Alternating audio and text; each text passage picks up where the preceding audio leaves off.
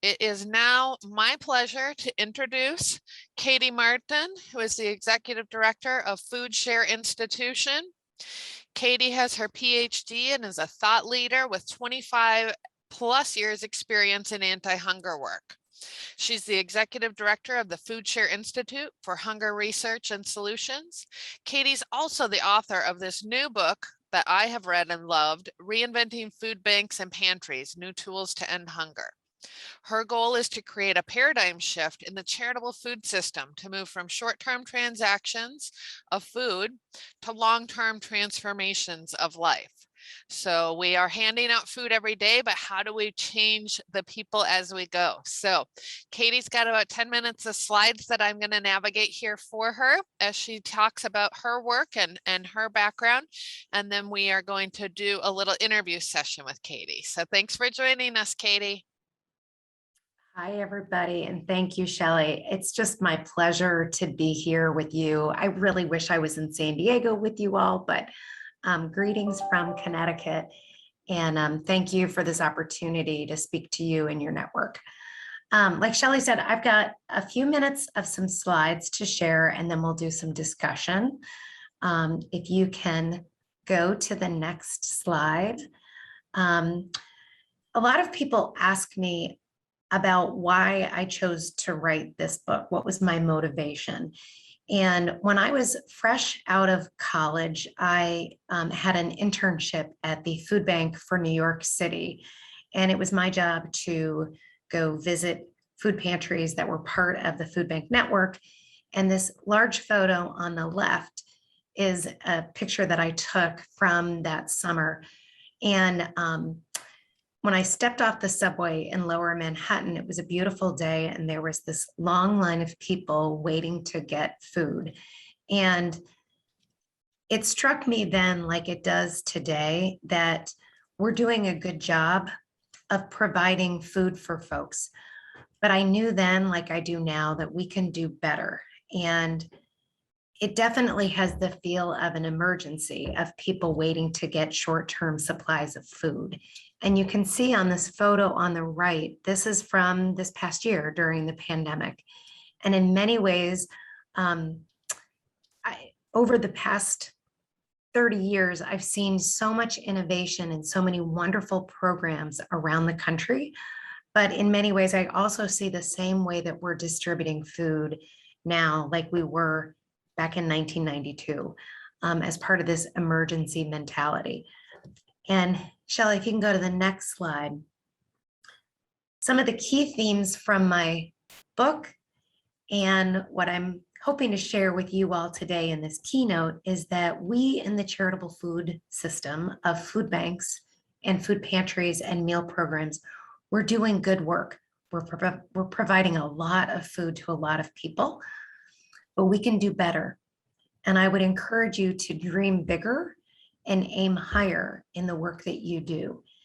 And so much throughout my book and in the work that I do, I describe things along a spectrum of helping us move from one end to another, of moving from charity towards justice, and shifting from focusing only on pounds of food to looking at the nutritional quality of that food.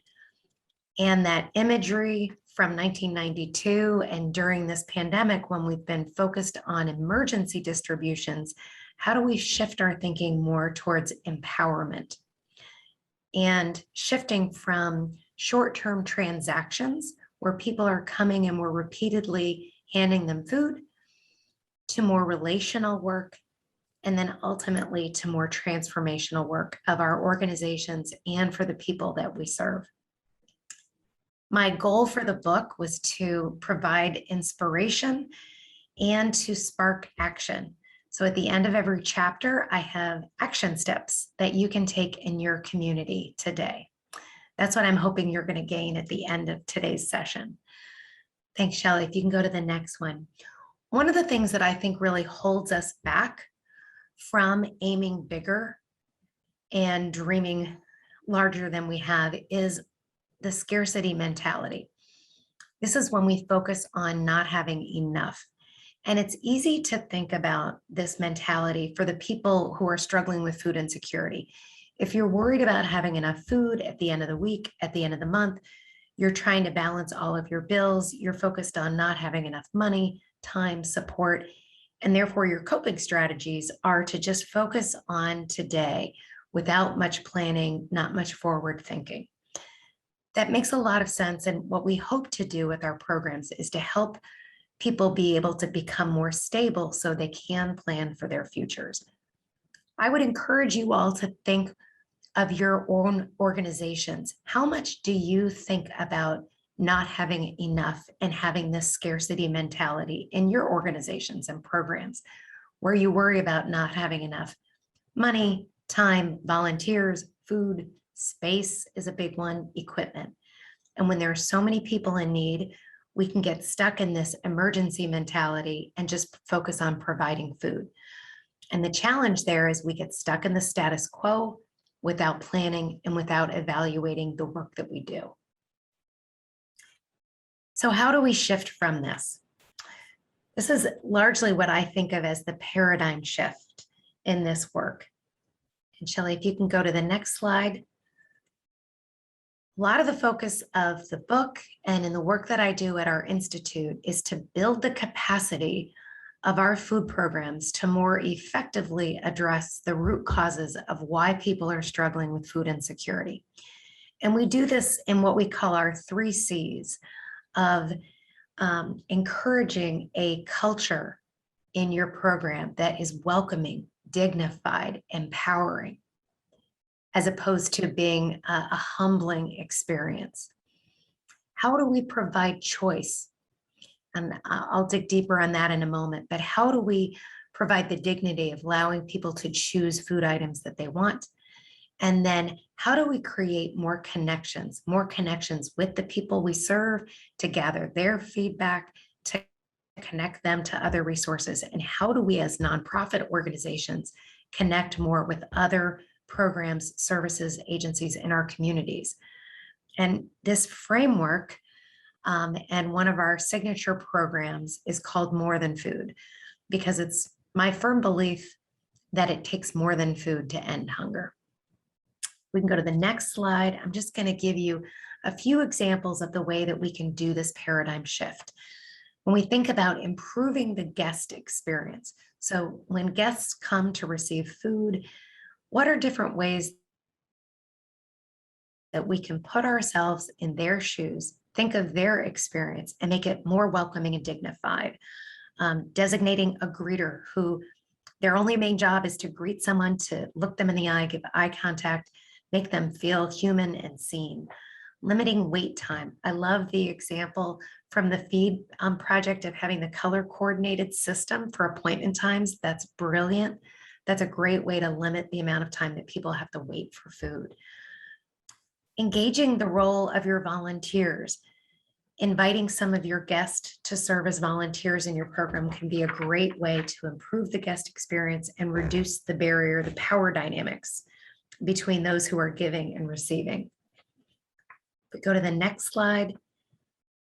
I talked about the power of client choice. We know that when people are allowed to choose their food, it increases dignity, it reduces food waste. When people are handed a bag of food, we know that very often it may not be the food items that are appropriate or preferable for their families. We can reduce stigma. There are many opportunities to build community when you open up the barriers, allowing people to choose. During COVID, there has been so much innovation around client choice to make more hybrid models with online systems, phone systems, any opportunity to allow people, even if it's just to say no to food items, that's a choice as well. The next slide. This paradigm shift is around not just providing pounds of food, but promoting health equity, looking at the nutritional quality of their food, creating nudges. I love the recipes that were shown. There's so much great work that we can do to ensure the nutritional quality to help reduce health disparities. We have a stoplight system that's called SWAP, which stands for Supporting Wellness at Pantries to help rank food nutritionally into green, yellow, and red based on saturated fat, sodium, and added sugars. This can be a great tool that food banks and food pantries are using to help promote healthy food options. And then the next slide, when we think about those connections, how do we better address the root causes of why someone is coming into your agency, into your food program? Are there opportunities to provide more wraparound services? A resource center with additional referrals to community resources.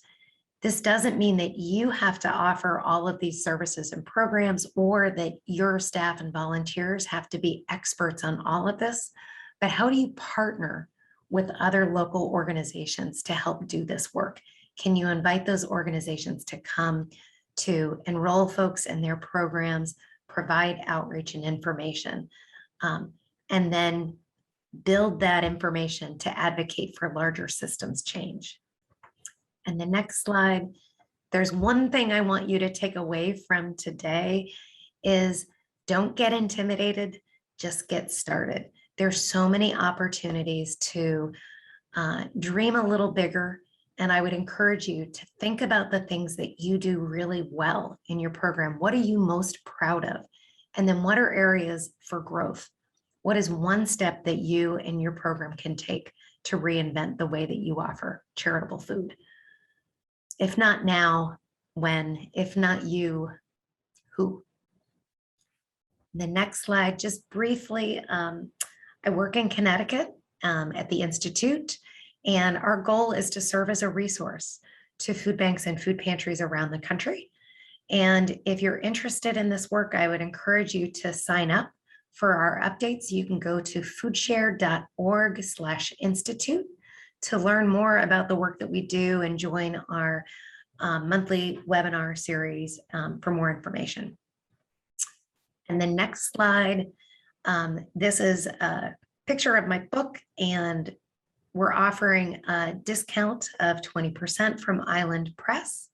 If you enter my last name, Martin, you can get a discount. It's also available on Amazon and Audible and eBooks as well. And then the last slide is just my contact information.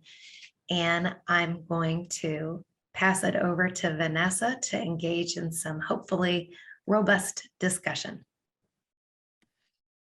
Right, so I will bring up Vanessa and Katie on the screen here. Vanessa Ruiz, many of you know, as our Vice President of Operations here at the Food Bank. Vanessa oversees all food bank programs, operations, and external partnerships. She's responsible for establishing innovative food bank programs, including Community Cares Program, the Food for Kids Backpack Program, and initiating CalFresh outreach here at the Food Bank. She also implemented the Food Bank's nutrition education program for our nutrition inventory system. And both are designed to educate our food pantries about nutrition related issues. It's stuff you're involved in every day. I'm going to open it up to Vanessa and Katie to have a back and forth dialogue about the book, about what's going on across the nation, about the great practices we're doing here in San Diego, and how we can each do a little bit more. If not now, when? If not who? If not you, then who? So take it away, Vanessa. Thank you, Shelley, and thank you so much, Katie, for joining us today. I am super stoked to have this conversation.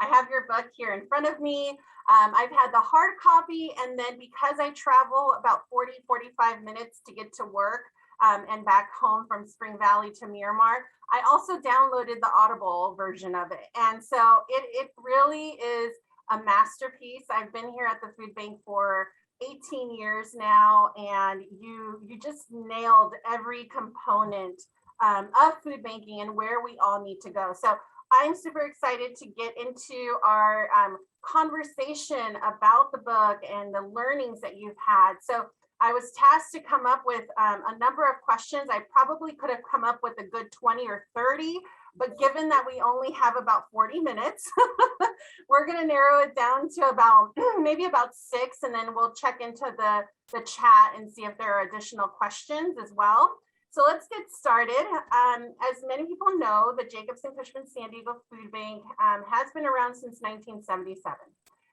Can you, Katie, help us understand a bit more about the history of food assistance dating back to the 1970s, when a lot of food banks first started, highlighting how this 40-year emergency started and why it's important to shift the paradigm in how we talk about hunger and continuing to use the word emergency, which can be self-defeating to our work, right? So kind of elaborate a little bit about that.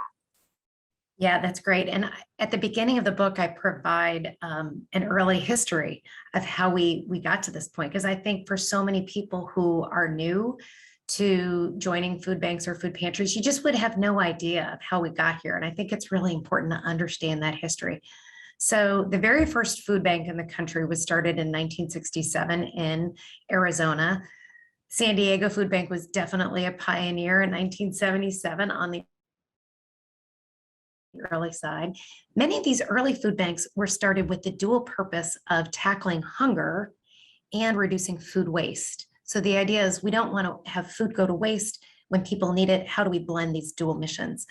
And they were started largely in the 70s, and then they grew tremendously in the 1980s because of income inequality, because of cuts to federal food assistance programs like SNAP, what used to be called food stamps, and school meal programs that prompted a lot of people to no longer be eligible for those programs, or people who were newly unemployed and facing food insecurity for the first time. Food banks, when they started, the idea was that this was an emergency. Like, there are folks that don't have food and we need to very quickly get them food and move it as efficiently as possible. What's striking to me is before we had this pandemic, even though food banks have been around for decades, we still really refer to a lot of our work as emergency food provision. And it just boggles my mind that we're talking about an emergency that lasts for decades. The challenge with that, you say, well, what's the big deal, Katie? Why should we care? The problem is that when you're focused on an emergency, you really don't do long-term planning. You don't evaluate the work that you do. So it holds us back organizationally. But another thing that I've noticed a lot recently, when we think about who doesn't take advantage of our programs, who are we missing? One of the things that I hear frequently from folks, and I heard from a gentleman just last week who messaged me and said he was struggling to get enough food. He was so embarrassed. He didn't want to take food from other people. There's this notion that there must be so many other people that need it more than me. And I think when we frame it like an emergency, for most people who are dealing on a chronic basis with trying to make ends meet, it doesn't feel like an emergency on their side. So they feel like, okay, if this is an emergency program, other people must need it more. So I don't want to take that food from them. So I won't take advantage of it, right? So if we frame it instead of this is for anyone who needs it, when you fall on hard times, this is a resource for your community, I think we're going to do our work better and we're going to serve more people. That's a great segue into the next question. All of us, all of our food banks across the nation, across the world, our food pantries, we've all been impacted by COVID-19 in one way or another. In chapter 3 of your book, you remind us of the pandemic is a reminder of what a true emergency feels like, right? Given the recent 60 to 70% increase that a lot of our nonprofits have been facing, why is now a good time to talk about reinventing the way that we provide charitable food? You know, why now? Yeah. You know, when I was writing the book, I started writing the book before COVID. COVID hit, and I think it's a blessing because I was able to incorporate a lot of the learnings from COVID in the book. And I have to, trust and just believe that it came out at exactly the right moment in time, because all of us during this pandemic have had to pivot. We've had to change the way that we do all kinds of things in our everyday lives and in our professional work. I advocate for a lot of changes, right? So I'm advocating, be inspired, create this bigger vision, but then act upon it, take one step. And I think that if there's one thing we've learned during COVID, we can no longer say, you know what, this is how we've always done it. We know that we can pivot. We've learned how nimble, how flexible we really can be. This is a great opportunity to think about your program. What are you doing really well because you're doing really great work? Then what are some things that you want to do differently? Is it a facelift that you need? Is it a new coat of paint? Is it repositioning how you design your pantry to offer more choice? Retraining some of your staff or volunteers? You've already had to like shift everything upside down, inside out. Now is a really great time to think deep on, okay, how can we move out of this pandemic better than we were before? Yeah, absolutely. Everyone is doing such a great job at addressing the food needs, but we all know that if we take a step back, if we get a fresh set of eyes to look at how we're doing things, there's always room for improvement. Absolutely. It's no secret that hundreds of thousands of San Diegans experience food insecurity each year. Yet, and I know I've been here 18 years, it seems that no matter how much food we provide, the issue of hunger doesn't seem to improve. And now you're adding another layer with the pandemic, right? Is the problem that we need more food, or is it that we need to define hunger differently, i.e. a system of poverty caused by a broken system? Can you elaborate on that a little bit more? Yeah, I talk in the book, and one of the ways that I describe it is the way you define a problem defines your solution to that problem. So if we define the problem of hunger is there isn't enough food, that makes a lot of sense, right? People are food insecure, hungry because they don't have enough food. Then our solution is really simple. It's very easy. We need to provide more food to more people. We've done a really tremendous job of that.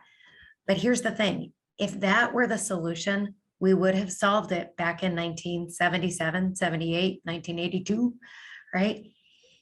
If, on the other hand, we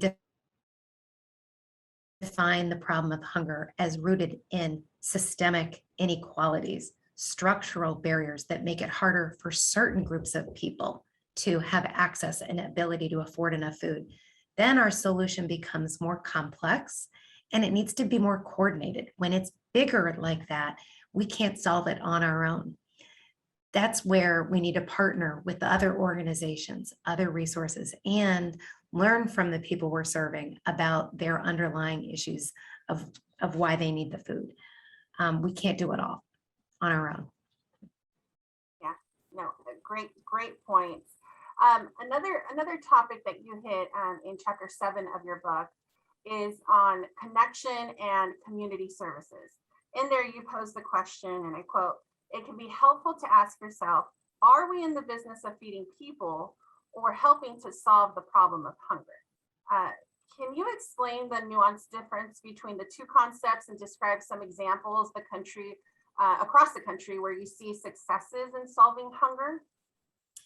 Yeah, it's also about how we measure our success, how we define our programs. When you think about your websites, when you think about your elevator speech, how do you describe the work that you do to funders, to supporters, to volunteers? Do you talk about how many people you fed? How many pounds of food that you distribute? Is that really the mission of your program? That's part of it. That's an avenue for getting there.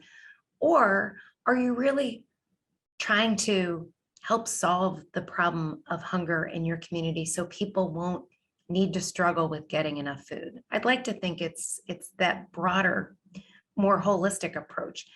So when we think about connection, that's part of this 3 C's in our More Than Food framework.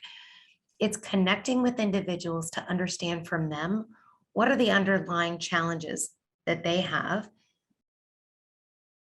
learning from that of what other community resources are available. Usually there's going to be common themes. There are going to be systemic barriers and challenges that people in your community are facing. So maybe it's English as a second language. Maybe it's educational opportunities. Some of the really cool examples that I've seen recently are around partnering with community colleges, right? How do we partner with community colleges to provide educational opportunities, workforce development, training, et cetera? Partnerships with healthcare providers, We know so many people that we serve are struggling with chronic diseases. How do we partner with healthcare providers to address those health challenges and make it easier for people to be healthier, to address their chronic diseases? Also, financial resources. How do you partner with other financial institutions, budget coaches? There's a great program called Trust Plus that provides budget coaching, helps reduce debt. Those are just some examples of ways to make connections, and that's going to be specific to your community. So a great way to get started is just learn who are the other community partners that might be willing and able to engage with you and the people you serve to provide more wraparound one-stop shopping opportunities. Such a great point. We don't have to do this alone. Here in San Diego, our food bank operates a program called the Community Cares Program. And it was established because once upon a time, our board said, you know, we really should be looking at root causes of poverty. And maybe we service as a food bank, but what else can we be doing to create that one-stop shop, that and more effect? So we created the Community Cares Program and started inviting organizations to provide resources while coming alongside us to those food distributions. So we don't have to pretend to be the experts in all areas. We can rely on our over 8,000 nonprofits just here in San Diego who really know what they're doing. So completely agree, collaboration is key in this effort and this huge fight. I'm watching the comments in the chat, and I'm also kind of cross-referencing with some of the questions I have. And the next one goes very closely with a comment that I see about the word emergency. So we talked about that in the very beginning and how it helps organizations raise money, right, from their donors. You know, what other words do you use to express change and to get people to donate? And that goes along with my question right here, which is, in your book, you say, you know, are we serving the interests of our volunteers and donors over the needs of the community? So can you describe examples of, you know, kind of what you've observed across the country where volunteer and donor needs are being put before the needs of those who are receiving the food? And then maybe to address the question in the chat, how we can shift that. What should we say instead of emergency to get the attention of those donors? Yeah, it's a really great question. And when we think about a lot, right, it's compelling to say that the need is always getting bigger and there's always more people who need food and it's urgent and it's an emergency and give now. You know what I would suggest is I think a lot of our donors are actually a little bit tired of that message because we've been giving it for a really long time. And I think donors are becoming savvier and they're looking for more outcomes instead of just outputs. They're looking for what are the different approaches that you have in your programs. So I actually think we're a little bit behind the times if we're continuing to focus on the emergency. I think we need to use evidence and data to inform our work. So one of the challenges is the US Department of Agriculture just released their national statistics about food security from 2020. And they found that from 2019 to 2020, food insecurity did not significantly increase, which goes counter to everything all of us feel and what we experienced during COVID, right? But what they did find, and we found in some similar research here in Connecticut, is that what did increase were the disparities, that food insecurity increased for people of color, and it increased for households with children.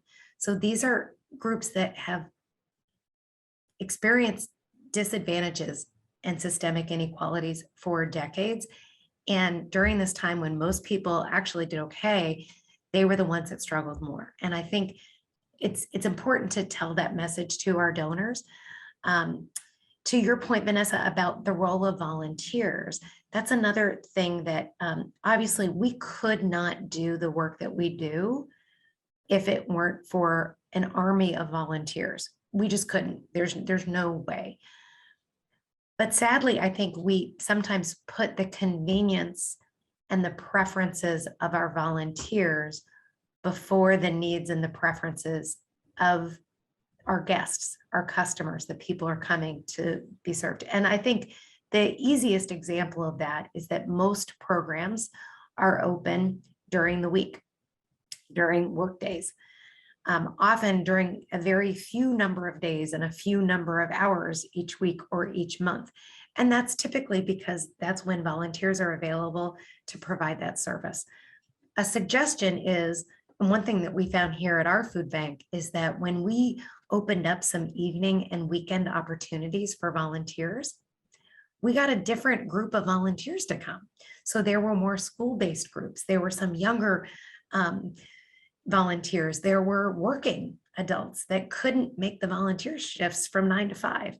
So with your programs, if we want to make sure, and we know that we are likely missing people in our community that need our services, if we're only open 9 to 3, Monday through Friday, or some portion of it. Yeah, that's such a great point, and flexibility amongst our partners on hours and days of distribution. I mean, they definitely help the volunteers, donors, but our clients. I mean, man, that's definitely something that's super impactful.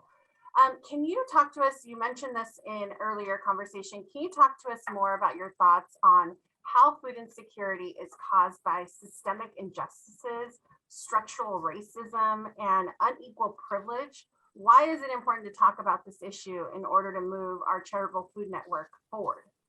Yeah, it's just imperative. And when I talked about how I feel really fortunate that I was writing the book when COVID hit and I could incorporate a lot of the lessons that we learned during this pandemic. I also feel really fortunate that I was finishing the book when George Floyd was murdered.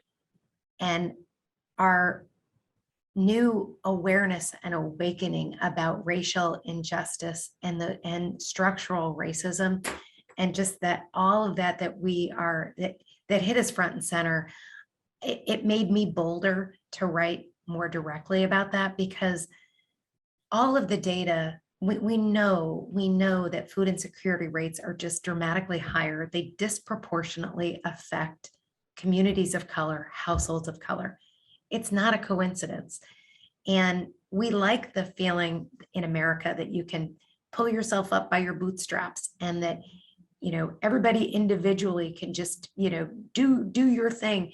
But what we don't often recognize is if you are white, you have privilege that other folks don't inherently have. So when we know this, when we face it head on, then we need to look at those more complex and more challenging solutions, partnering with others. And this takes guts, folks. This is hard, because speaking of donors and talking about racial injustice, structural racism, discrimination, is not always the most popular thing to talk about. And hunger is often considered a bipartisan issue. No one likes to think of people in America being hungry. So it's very easy to garner support, donations, volunteers.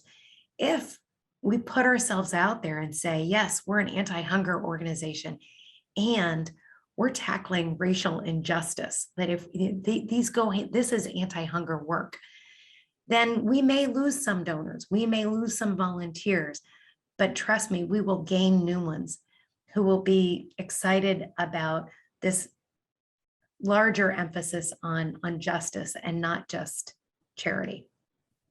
You mentioned in your book, and I've quoted this so many times now, I'm Mexican American, and I really resonate, and the folks that we serve. I mean, we have to do better for our BIPOC community. And you mentioned in your book that it's not just about teaching someone how to fish, right?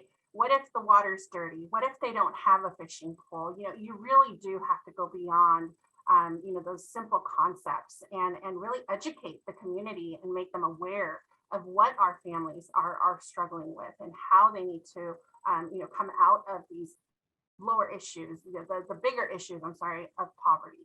So I totally commend you for being bold and speaking your mind on those levels of systemic racism and ways that our families are all being impacted. So truly commend you on that. The title of our conference is Fulfilled: Fighting Hunger During the Pandemic and Beyond. how do we, when the results of our work are leaving others with a fulfilled mentality versus a scarcity mentality? Let's talk about our food pantries first, and then answer the same questions or customers and food program participants. Yeah, I love the title of fulfilled, and what it speaks to me, what it brings to my mind is fulfilled is about not just your like filling the belly, but it's your physical and your mental well-being.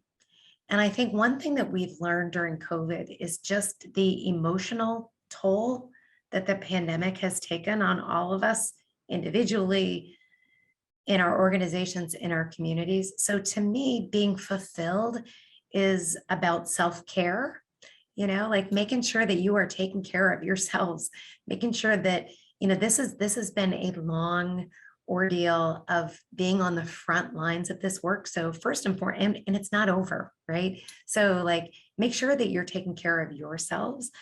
Fulfillment also to me is about not just getting your basic needs met, but it's about thriving, right? Like being fulfilled in so many different ways.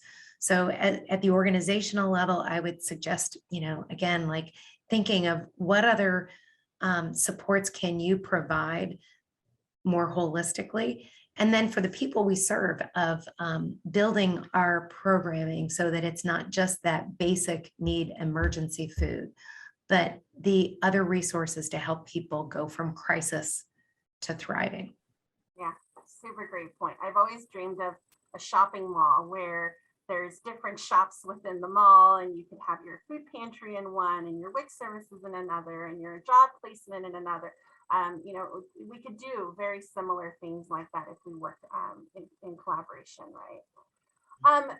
Before the pandemic, many of our nonprofit partners had implemented a client choice model food pantry. We talk a lot about client choice.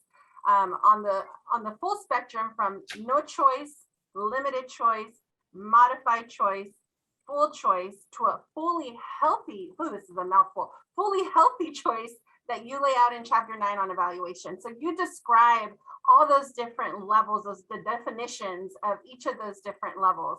So your definition of choice is so grounded when you say, and I quote, "My simple definition of customer choice is that guests get to touch and select their own food, period. To me, if someone else is physically selecting and handing the food to clients, then there isn't full choice," end quote. With the pandemic, a huge majority of our pantries have converted to the pre-bag model, the pre-box model, drive-through distributions, and they offer very limited choice and limited client interactions for many reasons, food safety reasons, to get people out of the streets and blocking traffic. So we've changed to drive-throughs for the health and safety of our customers, volunteers, and staff. But how do we know when to pivot back to the previous choice model? When do we open up our doors again to say, go ahead and come in and select the items that you need based on your dietary restrictions, based on your cultural needs, so that we can continue, but at the same time, make sure that we're continuing to keep our customers and our volunteers and our staff safe, right? Yeah, I'm hearing this, nationally. This is it's a common theme. I know for me personally, this was probably the quickest gut punch with COVID, with this work, was like, oh, client choice is just, of course it's got to go. We've got to take care of our public health. Few things. So I don't know that we're going to ever really go back to the same way that we did it before. We've got a new normal, if you will. And that definition that you described, that certainly was my thinking pre-COVID. Like, it's always going to be the best thing to have this shopping experience where people can go in and select their food, select what they want, don't want. Wow, I've learned a lot during COVID, and I've seen so much innovation. And maybe that choice is folks saying, I would prefer to be in a drive-through situation where I can open my trunk and be fairly anonymous and have a volunteer put the food in my trunk. Ideally, there's still some level of choice. So whether that's an online ordering system, or I've seen some food pantries where people can call on the phone and order their food that then gets distributed in a drive-through scenario. think creatively. I think from most food pantries that I've talked to that have surveyed their guests to ask, would you prefer to stick with the drive-through or would you like to come inside to shop? What I'm hearing is it's a mixed result. Like some folks want to keep with the drive-through, some folks want to be inside. If we're able to take that to heart, then it's a matter of maybe it's not so convenient for our programs and volunteers, but having some hybrid model of some sort is great. I see there's a question in here about developing a program to teach our multicultural guests how to prepare the food. I'm thrilled to see that Leah's Pantry is here as part of your conference because they are definitely a leader in this space. And I would encourage you to reach out to Leah's Pantry in this work to do, great nutrition education that is culturally relevant. I think the more that we can gather feedback from the people that we serve about all kinds of choices. So choice can take many, it's not just about the food, but maybe their choice of when they get that food, when they come to your organization, what type of food do they prefer? Yeah, you hit that spot on. It's very important for us, and we can start making small steps towards that direction. I know that a lot of our partners are still loving the drive-through system. It might be a little difficult to move backwards, but I think we can stay innovative and work together. We've talked about having community meetings ongoing so that we can learn from each other. And hopefully, as we're all working to pivot to this kind of a mixed model, we can be serving our clients with more dignity and equity as well. So I'm going to look over now to the chat because I want to make sure we have 10 minutes left and I want to make sure we hit some of the questions here. So Jessica Murray's with the San Diego Food Bank. She asks, could you talk a little bit about the lottery system that you mentioned in your book and what were some of the reasons for pushback that were and what were the outcomes? Mm-hmm. So I mentioned the lottery system as an example of how to reduce wait times. So one of, when I think of culture, what does it feel like when you go to receive food at your agency? One of the things, like the imagery that I showed at the beginning, my motivation for writing this book was the long lines of people who are waiting for food. I don't know about you, but I don't like to wait in line for just about anything. Like none of us like to wait. And especially in terms of the potential stigma of being seen in public, just waiting in line, that's humiliating. That is really hard. So how do we tackle that? And one thing that I've heard from food pantries is even when they tell folks, you know what, our pantry isn't going to open until 10 a.m., people will still line up at 7 in the morning because of that scarcity mentality. They're worried they're not going to get enough food. So they will sit and wait in line for hours to make sure that they're getting enough. How do we combat that? So the lottery system is a creative way that I have not done it in my own programs. I've heard about it through some others where you basically, when people line up, you let them know this is what's happening. They can pick a number out of, let's say, a bag, and then you randomly select a number. So whoever randomly chose number 1, well, then they go first. It's not necessarily the first person in line. And the idea is that we all have different challenges for getting to a food program at a given time. So how do we accommodate for that and make it easier and more equitable for people to get services?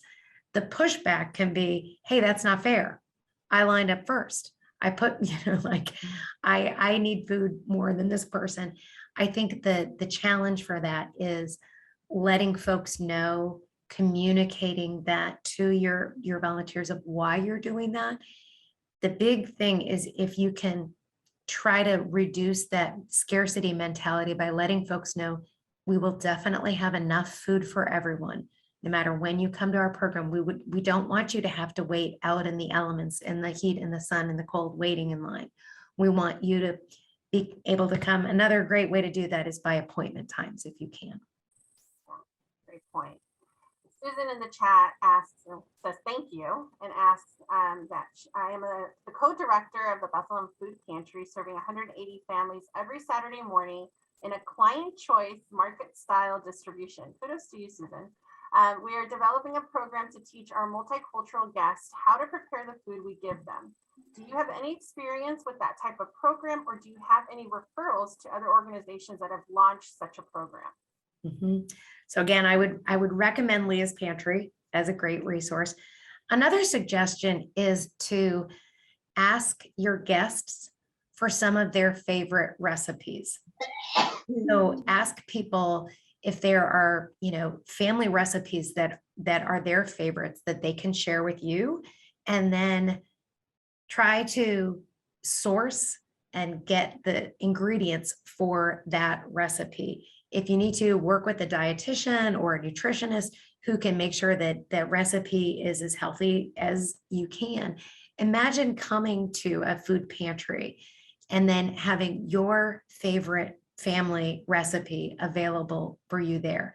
You can highlight, especially if you're gathering recipes from different multicultural households, and highlighting that and celebrating that. As opposed to what so often happens is when we provide nutrition education, it's coming, most dietitians, like 98% of dietitians happen to be white women. I'm familiar with this, and therefore our recipes reflect that, white heritage.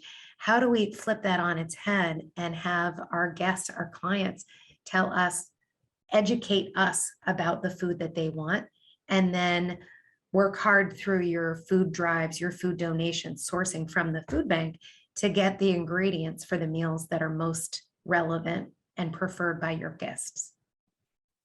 Such a great point. We also have those most needed food drive lists, but we've tailored them to gluten-free. We just want to make sure that we're tackling all of the different cultural needs and dietary needs that our clients are looking for. So there are ways to get innovative around those areas as well.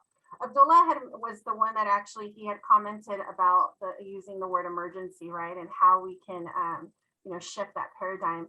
But his comment is, I come in with a different mindset, not a bad one, but I'm learning about this mind shift, specifically about moving from an emergency to a fighting for justice and addressing the racial imbalances. Can you comment on that?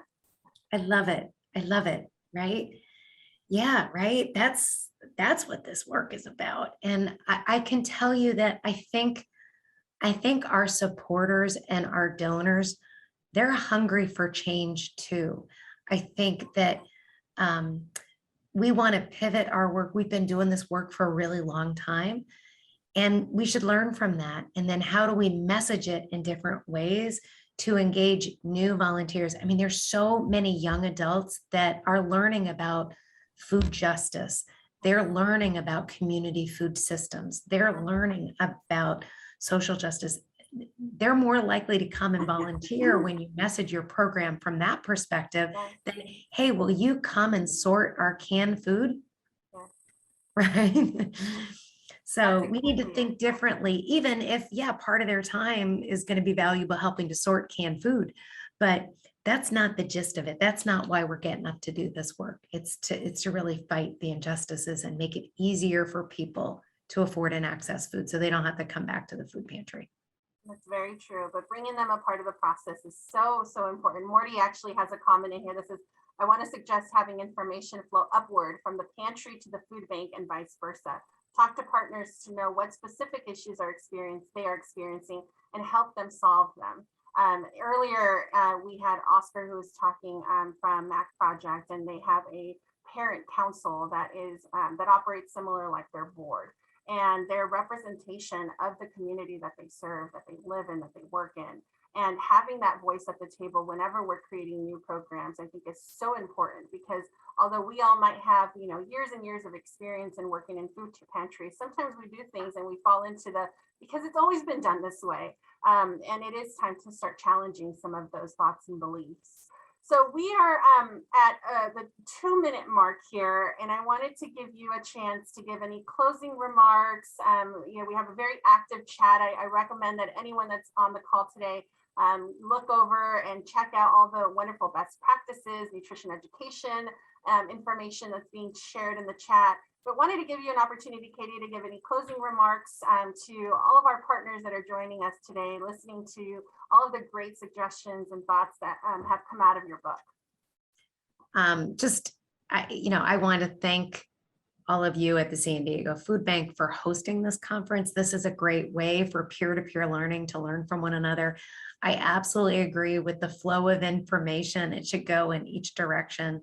The more that we can learn grassroots from the people that we serve, and then go visit one another, go check out the other agencies in the San Diego area. There's no better inspiration than seeing the great work locally of what people are doing. I thank you for this opportunity. I look forward to hearing from you guys in the future of how maybe you've taken one action step to think differently about this work that we do. It is a preventable problem, this food insecurity in the United States of America. Absolutely. So thank you all. Thank you so much, Katie. It was such a privilege to have you a part of our conference this year.